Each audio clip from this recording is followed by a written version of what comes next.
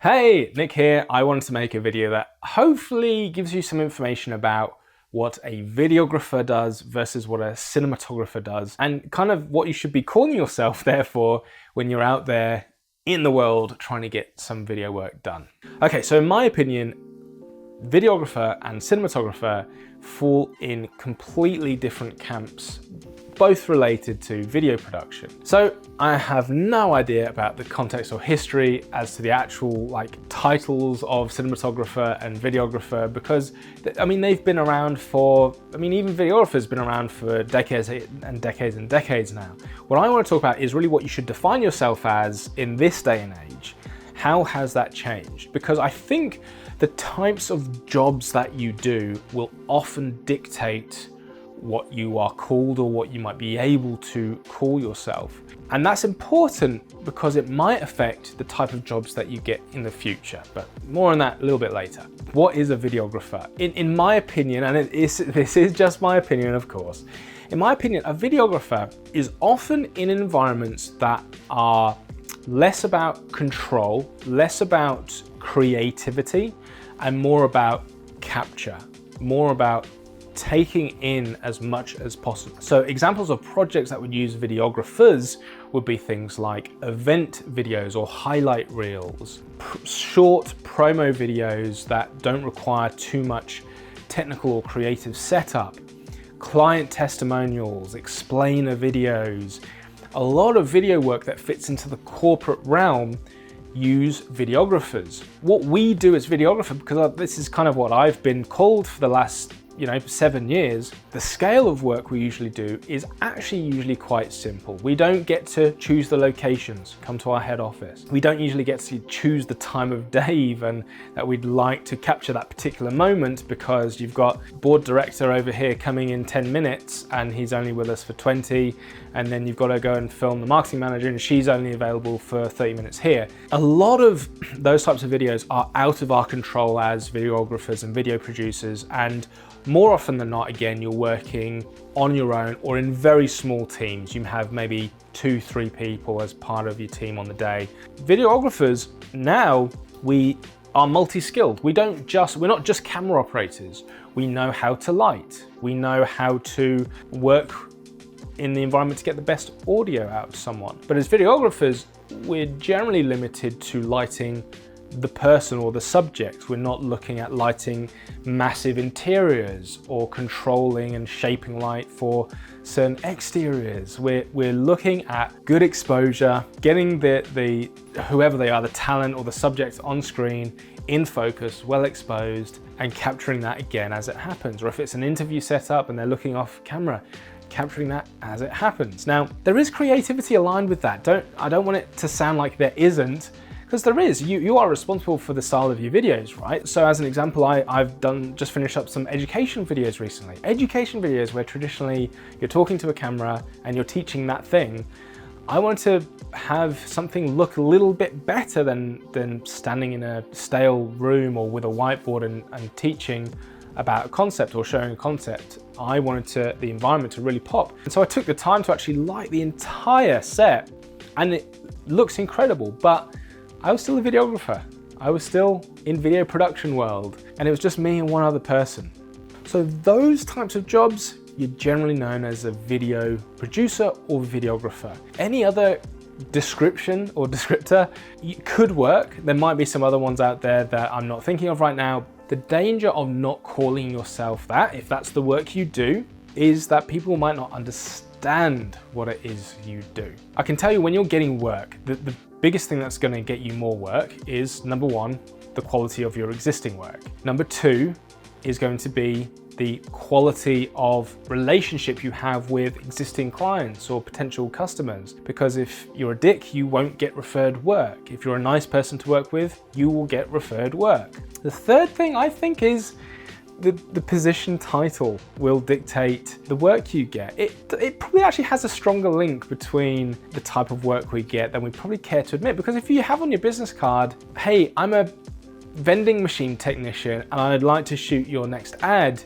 you might be an amazing filmmaker as a side hustle and make these incredible ads, but the position is going to maybe not get you past that first barrier of great, I'd love to see your stuff, or let's talk more. The position has a bit of an impact into what people think of you. Unfortunately, it does. When I first started out, I called myself a visual storyteller. Start the cringe right now, I know.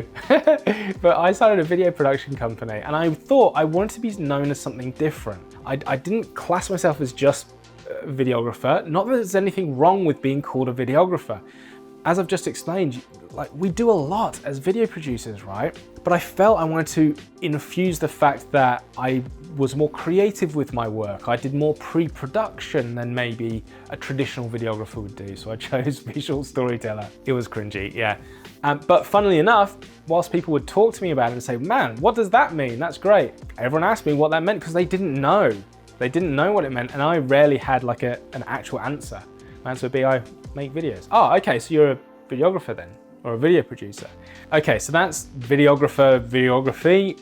When do you become a cinematographer? Cinematographer, I think, generally refers to when you start to be more creative and take more creative steps in making your images. And that usually, not always, but that usually has to do with how you are lighting a location, a scene, a person, not just to get good exposure on them.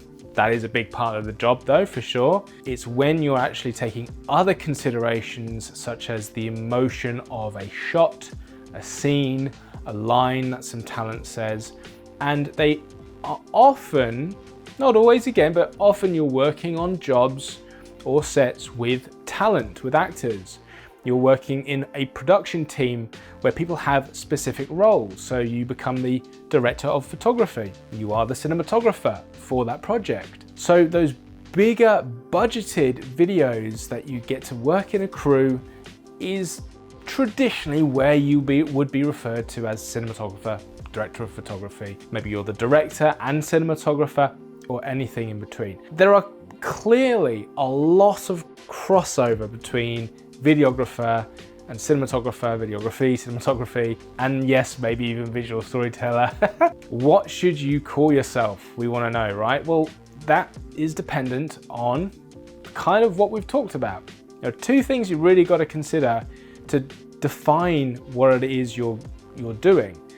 The first is, what kind of jobs do you want? Are you someone who is happy making, capturing an event in a convention center every other week and putting a highlight reel together because you're hustling on the side to become a filmmaker anyway? Well, you'll probably find being called a videographer. If you go and work on a commercial set, then you'll probably be called something else. So the job actually dictates that. You have no say in that. The job dictates that. What also has a say in it is the client, the person who is actually paying you, who technically may want to call you any name under the sun, hopefully good things, I hope.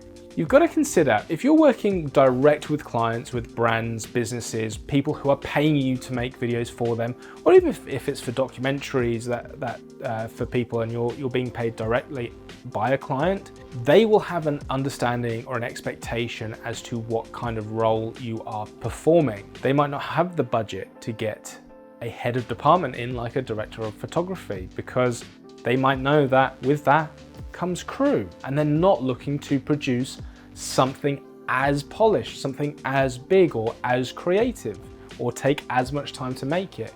So video producer for them fills in that role perfectly. Conversely, they might want something that just completely stands apart from their competition. If they want that, more often than not, they probably know that they are going to have to deal with or want to deal with filmmakers, cinematographers, people who are associated in the more creative aspect of making videos. And that's really the two considerations that you have. So what do I call myself? Well, I don't call myself visual storyteller anymore, but the work I'm getting right now is mostly around video production. I will am often introduced as a videographer. In my email, I just call myself a video producer, again, to show that I can take on some bigger projects with them. When I'm trying to work or pitch on a more creative project, or I'm looking at doing a spec ad or commercial or something like that, I'm introducing myself as director and cinematographer, because that's the avenue that I eventually want to establish myself in. Again, if I'm emailing or if I'm reaching out and saying, hey, I'm a videographer, I want to go and make some commercials, my work is going to be the thing that dictates how much collaboration and how often I'll get to work with others. Of course, as I said, my reputation will also impact that. Just that initial starting point when people are scanning your information, your job title can play an important role. And I hope I've added some kind of clarity around that if you're not too sure what you should be calling yourself. So the answer is probably it depends, depending on where you want to go. But what are your thoughts? I'd love to know, what are you calling yourself today? How do you get introduced to clients? How do people refer to you? And does that line up with where you want to head? I'd love to know with a comment below. If you found this video interesting, please give me a thumbs up, just help me keep growing and get back into the swing with the channel. And a massive thanks if you are a subscriber giving this a watch. I actually do appreciate you. Okay, I will catch you in the next one. Bye guys.